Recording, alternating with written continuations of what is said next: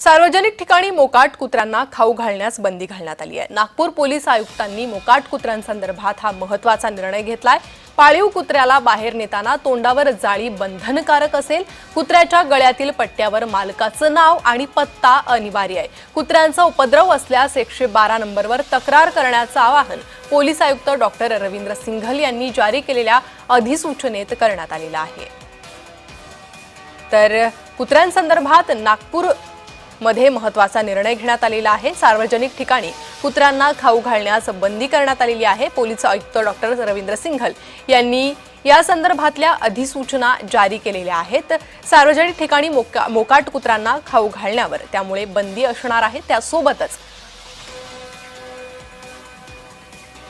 ज्या मालकाचा कुत्रा असेल त्यानं त्या गळ्यातल्या पट्ट्यावर त्याचं नाव आणि पत्ता लिहिणं अनिवार्य आहे।